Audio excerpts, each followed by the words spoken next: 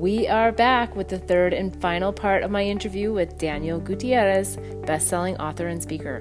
Daniel shares how mindfulness can come naturally, hearing what he has learned from the Peruvians and what it's like to have an innate ability to stay mindful. He introduces his new sacred sanctuary that facilitates spiritual journeys and workshops in the heart of Peru. You'll receive a bonus track update on his sanctuary when you subscribe to my YouTube channel at bethbell.me/YouTube. Don't miss out on more incredible stories of my guests on future episodes when you like and subscribe to my YouTube channel and Facebook page, Beth Bell Live. Okay, we're back with Daniel Gutierrez, and we just went through some really powerful steps. Do you call them steps? Yes, there's 6 steps. 6 steps to radical mindfulness. To get radical mindful. Mm-hmm. Yeah, being really grounded, really present, and it can happen in 60 seconds or less. I think so. Okay. So I know that you also do some other incredible things, like you go to Peru, and you have a really incredible relationship with the Peruvians, Yes. and I would imagine that they have taught you something about mindfulness. Yeah. I'm curious, like, how that particular experience has come into your wisdom. What was the question somebody asked me about the indigenous people of Peru? They don't have the kind of stress that we have. They're so focused on the family unit and what each contributes that they don't have this craziness that we have in our lives. I don't think they don't know what all these things are. They just know that they live a simple life, and it's a beautiful thing to watch. So I have been amazed at watching these individuals who absolutely, we would say, oh, poor thing, actually have more to offer the world because they don't come from that space of anger and stress. They're all a family unit, and they all have a job. Even the 2-year-olds, 3-year-olds are making little one-tonner bracelets. Yeah, and they contribute. They contribute. Actually, I think I was part of that conversation when we were talking. Yes, that's right? Yeah, I don't remember what was the question? Authentic. And I said they don't think about it. Authenticity, or yeah, it was authenticity. Yeah, and I felt like the Balinese were also a good yes, example that's right, because you brought that up. Because, they don't know. Well, they're very much in the now. Yes. You know, it's all about now. Well, when you're trying to do business in Bali, that becomes frustrating because you kind of want people to have if-then thinking. If I do this, then maybe this could happen. But but it is a powerful place to be in. And I also think there's like this non-attachment to things where they're in the flow a lot more. Yes. Well, they're more mindful as a way of life. Yes. We have to practice it. Yes. We have to have steps because our minds are so cluttered, with the 80,000 thoughts that we have in there. And they don't. I wonder how many thoughts a Peruvian or a Balinese has in a They're day. probably the same, but they're thinking about, there goes that llama. Here comes that llama. Maybe less emotionally charged. Yeah, not like us. It seems like all 80,000 are charged, and like you said, it'd be interesting to see how many of those are repeat.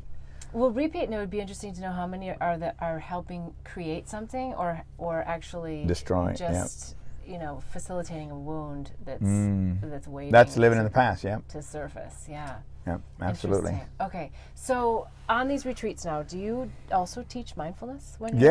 Everything's always about mindfulness, right? And so I've been leading retreats to Peru for 9-10 years. I've led 30-40 expeditions there. And I take people on what I call spiritual journeys. And they say, well, do you teach? Well, no. Well, I don't have a class. I just take people and let the mountains and the people do their work. And people always come back transformed. And I do think you teach. You teach by being. Yes. And I do stop them when I see something, right? The first day I say to them, we're all seekers of something. What are you seeking? You didn't get here by accident. What are you seeking? And throughout the trip, I'm going to be watching. And when something comes up, I may pull you aside and ask you what was that about, and why did you act that way, and where does it show up in your business, or where does it show up in your life, and how can we do something different? And they're always transformed. But that's all changing because I will soon be acquiring my own spiritual center or hotel. And so, Is this a big announcement? I haven't told anybody. Okay. And so I'll be, within the next 30, 40 days, I will actually solidify that. And then in the summer, when I take my group, when I always do, we will be staying in my own place. So I call it my home. because with 23 bedrooms and sleeps 50, has a restaurant, has a conference center. It's beautiful. And it's called Catalina, which was my mother's name. El Centro de Paz, Amor y Tranquilidad. Was it named that, or you named it? No, I named it. Okay. Yeah, it has a Quechua name, but I'm not using it. This is honoring my mother. Yes. Yeah, honoring my mother. Yeah. Wow. Well, I have to come because I went to Peru once and I made it to Lima for business reasons, and then I really wanted to get to Machu Picchu. Now Peru's not Lima. I know. I was like, but I just knew it was meant that I was supposed to go back. Yeah. Well, it's going to be, like I said, it's not public. It's designed for me to teach and for other teachers to come and teach. Well, really sacred space. It is sacred space. So I don't want people I don't know coming in and out. And quite honestly, if there's no one there, I'll come back to the States for a while and then come back. I mean, I really don't have a agenda to think that I'm going to have it open. So the restaurant will be private for the people that stay there, and I'll have a chef there that cooks organically, and we'll have a garden. I want people to actually go out there and put their hands in the soil. So for the people who you don't know and they don't know you yet, but they want to know you because they want to come to Peru, is there a way that they can get involved with your programs from here and get to know you? Just go to my website, danielgutierrez.com, and that's DanielGutierrez.com. And all of my trips, I have a trip to Bhutan coming up in May. I have the Peru. Nobody knows that I have the center. I haven't even told anybody. Not even the people that want to go to Peru know that they'll be in my place because I want to. This is the scoop right here in this little van, right here in the studio. That's right. So nobody. So when this airs, and Lily knows. Yeah, and Lily. That's right. And Lily's over going, I wish you'd let me out. So I'm excited about this, and the announcement will be coming next month. The press release, and I'm really excited because I haven't even been able to solidify everything because I still need to negotiate a few pieces, and I have 2 weeks already sold out. Yeah, they called and said, I don't care, I want to take my people down. And I said, well, you might be in sleeping bags. Yeah, how exciting. Now, I know you also work with a lot of entrepreneurs, and I like to say conscious entrepreneurs, for benefit companies. If someone wants to get involved in your services in that way, how do they? I mean, they obviously go to your website. Yeah, tell and us they a little bit about that program. Yeah, they can schedule a time with me. I'm a master life and business coach. Yeah. I work with the startup all the way to big companies in corporate. I still work with corporate in terms of with CEOs and CFOs. Sure. But they can come and get a no obligation 30-minute discovery session. Just go to my site. It says schedule time with Daniel, and you have access to my my schedule. Good luck getting time on it. Yeah, that's right. You have access. That's like Peru. You have access, but there's no. That's like Peru. They always say we have Wi-Fi, but they don't tell you that you can't connect. Right.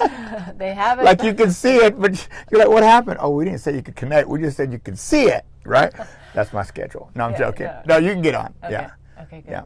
Okay, good. So I'm really excited about working with. I love working with people, and I love to see them succeed. And so it's a service that I offer because I still like to. I know what I've been through. I know it's hard, and I know that sometimes it just seems like you're not doing anything that works. And I also know that I've been through that, and you just have to keep trying new things, reinventing yourself all the time, and eventually something's going to go. Wow, it worked. Yeah, exactly. Okay, so are there any pearls of wisdom that we have not covered in regards to radical mindfulness, or maybe any other topic, but specifically radical? Well, I'm going to discuss one of the practices. There's 5 practices in the book, and I believe that these practices are kind of need to be in alignment before we even think about mindfulness. And the first practice is connecting to essence. And this is important because I think that we need to be able to connect to something bigger than ourselves. You and I were talking about that before. Essence can be God. It can be your dog, the way dogs stare at you and you wonder what they're thinking. Yeah. It can be the glaze of 2 lovers. It could be the wind in your hair. Yeah. To me, it doesn't matter. But connecting to something bigger than ourselves. And I'll tell you a quick story. I was in Peru once, and I was working with this particular shaman. He was like that, that high. I feel tall there. Yeah, I feel tall there. They are really tiny people. They are really tiny. Yeah. And so we were up in a place called Ollantaytambo, and we were actually about 13,000 feet in a place called Pumamarca, which was an Inca fortress. Okay. Anyway, so I see that the shaman is looking up in the sky, and I said, I want to take this opportunity to to ask him a few questions. And I said, hey, what's the secret to life? How do you find peace and tranquility? Now, if you go to my YouTube channel, you can actually see this because I taped it. So he's speaking Spanish. He's speaking Spanish, but I'm interpreting. And he says, the secret to life is to connect to essence first, and then connect to you, and then to others. He said, that is the only way it works. There is no other path. You must connect that way. So when we think about oneness, I always say there cannot be oneness until we have oneness with self. And so what he was saying was you connect to whatever that essence is, whatever you call essence, and then you connect to yourself. So at that place of connecting to self is where you find self-compassion, self-forgiveness, self-actualization. And then when your cup is full, you can give to others. Isn't that great? I love that you're using the word essence, because I think it brings in the energetic, vibrational aspect of what we're talking about, and then it sheds. And it could be flowers, and it could be definitely flowers. Right, flowers. It's a big part of Mother Nature, and what Mother Nature is here to do is give us those little portals. Yeah, amazing. So it is about connecting into energy and being connected to yourself first. I get that. That's a good one. Any other pearls of wisdom? You have to read the book. Okay. She's trying to get the whole book out of me. Well, because you are a great storyteller. I'm trying to get any story out of you that is inspirational and empowering, because you have so many of them. So. There is a bunch of them, but I would just, want to say that I lived that crazy, stressed out executive life for a long time, only to find out that in that craziness of consumerism, and that craziness of thinking that I was conquering the world, I woke up one day and realized that if I kept up like this, I'd be dead.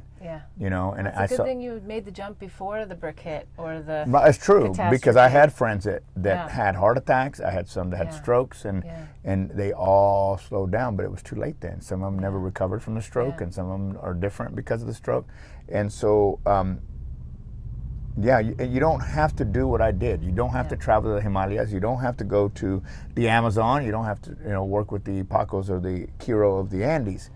You can find that's why I did that, so that I can teach people how to be in their cubicles, or how to be in their home, or how to be in their car or their van or whatever it is, and find peace and tranquility. You don't have to go anywhere. You don't have to quit your job. You just got to learn to make whatever it is your situation in work for you. Great advice. All right. Thank you for that pearl of wisdom. Okay, so we've got the URL, the website, and I'll make sure to put it in the comments below so that everyone spells it right. What about Twitter, YouTube, Facebook? Are you on any of those? Yeah, I'm on all of them. Okay, great. And I'll give you the links. Provide words of wisdom. Yeah, I write a lot. Okay. I write poetry, and I usually write right on the Facebook. I mean, that's Facebook and Instagram are the two places I spend a lot of time in. In LinkedIn too. Okay. But they can find me. I'll give you the links, and they can hook up and find me there, and it'd be great. I would love to see some new peeps. Yeah, wonderful. Okay, well, thank you so much for your time today. This has just been fabulous. You're welcome.